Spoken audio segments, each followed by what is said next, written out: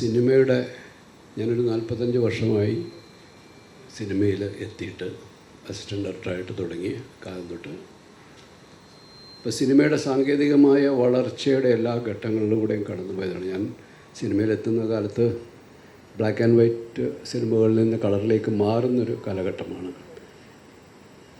സൗണ്ടിൻ്റെ കാര്യത്തിലായാലും ഫിലിമിൽ റെക്കോർഡ് ചെയ്തിരുന്ന സൗണ്ട് മാറി മാഗ്നറ്റിക് ടേപ്പിലേക്കും ഡിജിറ്റൽ ഫോമിലേക്കൊക്കെ മാറി. ഇപ്പോൾ സിനിമയും ഫിലിമിൽ ഷൂട്ട് ചെയ്യാതെ ഡിജിറ്റൽ ഫോർമാറ്റിൽ സിനിമ ഷൂട്ട് ചെയ്യുന്നൊരു കാലത്തിലാണ് നമ്മൾ നിൽക്കുന്നത്.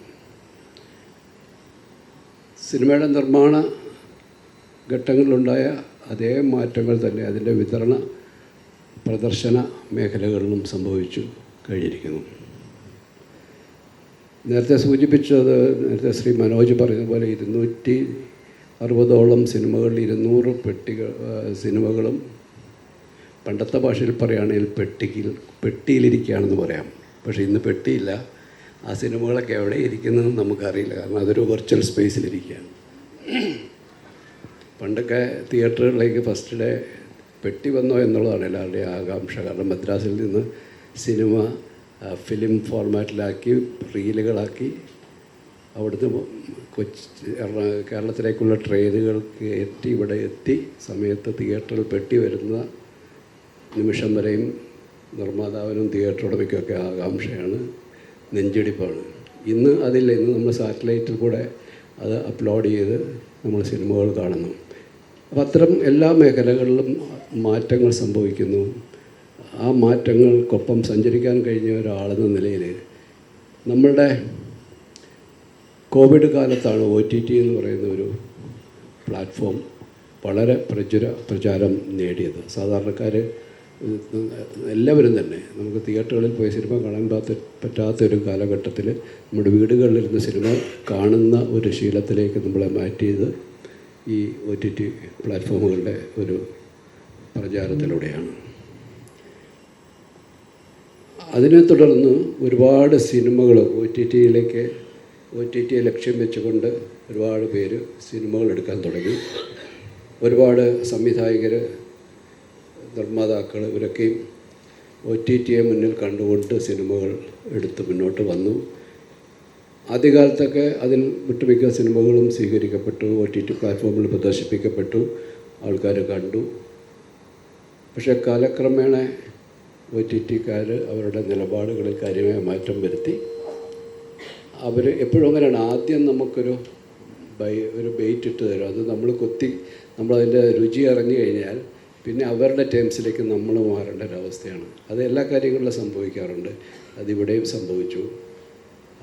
ഇപ്പോൾ അവർ സെലക്റ്റഡായിട്ടുള്ള, നേരത്തെ സൂചിപ്പിച്ച പോലെ ഏറ്റവും പ്രധാനപ്പെട്ട മാർക്കറ്റ് വാല്യൂ ഉള്ള അഭിനേതാക്കളെ, താരങ്ങളെ മാത്രം, അവരുടെ സിനിമകൾ മാത്രം പ്രദർശിപ്പിക്കാൻ തയ്യാറാകുക, അത് വാങ്ങാൻ തയ്യാറാകുക എന്നുള്ളൊരു സ്ഥിതിയിലേക്ക് എത്തിയിരിക്കുന്നു.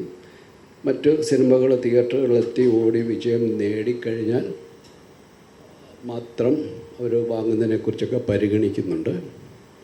അപ്പം അത്തരം ഒരു പ്രതികൂല സാഹചര്യത്തിലാണ് ഇങ്ങനെ ഒരു പ്ലാറ്റ്ഫോമുമായിട്ട് ശ്രീ മനോജും അദ്ദേഹത്തിൻ്റെ ടീമും എത്തുന്നത്.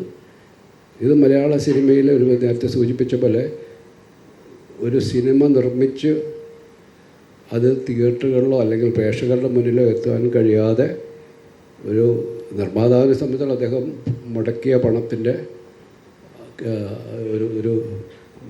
അതുമായിട്ട് ബന്ധപ്പെട്ട അദ്ദേഹത്തിൻ്റെ പ്രാരാബ്ദങ്ങളുണ്ടാവാം.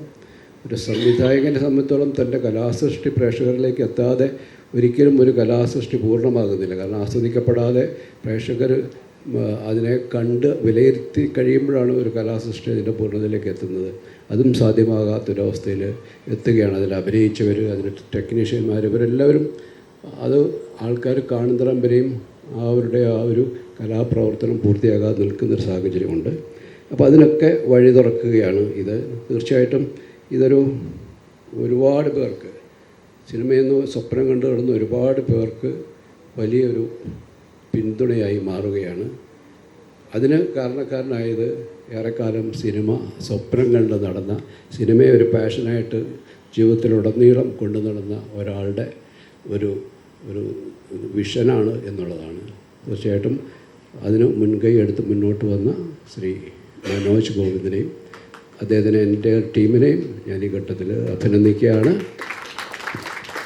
എൻ്റെ മുമ്പിലിരിക്കുന്ന ഒരുപാട് പേര് ഈ ഒരു പ്ലാറ്റ്ഫോമിൻ്റെ ഭാഗമായിക്കൊണ്ട് മുന്നോട്ട് അവരുടെ സിനിമകളൊക്കെ ആയിട്ട് വരാൻ ആഗ്രഹിക്കും.